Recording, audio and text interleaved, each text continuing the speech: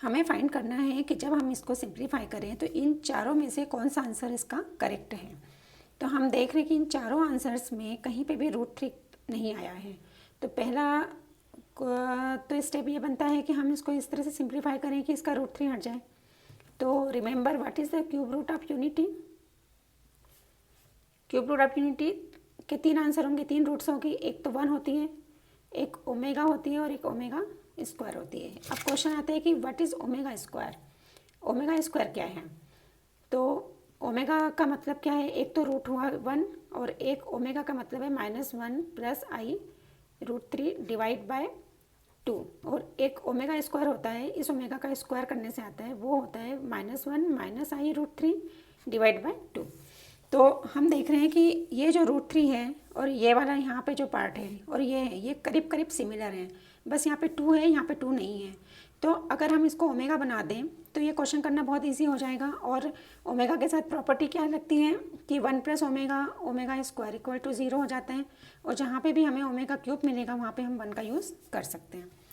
तो अब हमारा पर्पस है कि क्योंकि हमें यहाँ आंसर में √3 कहीं दिखाई नहीं दे रहा है, तो इसलिए हम इसको पहले ओमेगा बना लेते हैं। अब इसको हम पहले लिख लें पूरा। क्वेश्चन क्या है? 1 - i√3 डिवाइड बाय -i, ये है। अभी हम इसकी पावर 30 बाद में यूज़ करेंगे। पहले इसको थोड़ा सिंप्लीफाई, जैसा कि हम देखते हैं न्यूमरेटर डिनोमिनेटर में अगर माइनस में आई होता है तो वहाँ पे प्लस का ऊपर नीचे मल्टीप्लाई कर देते हैं। ऐसा क्यों करते हैं?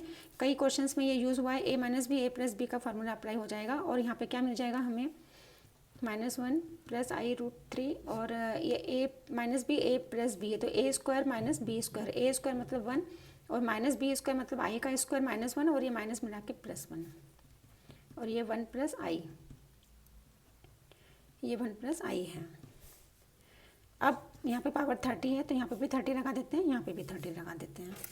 अब हमको ये क्या दिखा रहा है? -1 + i√3 अपॉन में 2। ये ओमेगा, इसकी वैल्यू है ओमेगा, ये ठीक है ना, ये ओमेगा की इक्वल है, इसको हम ओमेगा लिख सकते हैं।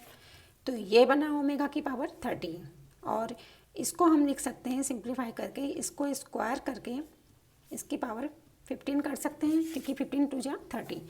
अब हम देखें ओमेगा 30 इसको ओमेगा क्यूब बना सकते हैं क्या?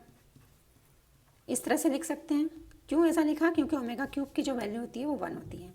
तो ये तो 1 हो जाएगा, इसका काम ही ख़त्म। और अब यहाँ पे a + b का होल स्क्वायर लगा देते हैं तो a² + b² + 2ab और इसकी होल की पावर है 15। ये तो पूरा 1 हुआ, इसको लिखने की ज़रूरत नहीं है। 1 का स्क्वायर और i का स्क्वायर -1 तो 1 और -1 कैंसिल, ये भी 0 और ये 2 की पावर 15 और i की पावर 15। तो ये 2 की पावर 15 और i की पावर 15। अब हमको ये भी याद होना चाहिए कि जब i की पावर 4 होती है वो 1 के इक्वल होती है। ठीक है, अब इसको 4 कैसे बनाएं? इसको हम लिख सकते हैं 4 × 3 +3। ठीक है, 4 × 12 +3 करेंगे तो 15 आ जाएगा। इसको हम इस तरह से लिख सकते हैं। तो ये 2 की पावर 15 और i की पावर 4 × 3 × i की पावर 3। इसको इस तरह से स्प्लिट कर सकते हैं। पावर नोटेशन में ये प्लस में होता है तो ये पावर अलग अलग इस तरह से हम इंटू के फॉर्म में ला सकते हैं। अब i की पावर 4 1 तो ये पूरा 1 हुआ। अब टोटल क्या बाकी रहा? 2 की पावर 15 और i की पावर 3। अब i की पावर 3 को हम i² × i लिख सकते हैं। ठीक है, i की पावर 2 -1 होता है तो -1 और इंटू i और 2 की पावर, तो माइनस को हम आगे कर देते हैं, 2 की पावर 15 और i। ये फाइनल आंसर हुआ। अब इसको ऑप्शन से मैच कर लो। क्या आंसर आया है? -2 की पावर 15 और i, ये आंसर आया है। अब ये आंसर किससे मैच हो रहा है? इससे नहीं हो रहा है, इससे नहीं हो रहा है, इससे हो रहा है। -2 की पावर 15 i, इसका मतलब ये करेक्ट आंसर है और बाकी के आंसर रॉन्ग है। तो ये क्वेश्चन टोटली कहाँ पे डिपेंड था? क्यूब रूट ऑफ 1 क्या होता है और ओमेगा की प्रॉपर्टीज़ क्या होती हैं और i की पावर जो डिफरेंट पावर्स होती है उसमें i की पावर 4 होती है, i का स्क्वायर -1 होता है। ये हमको अच्छे से याद होना चाहिए।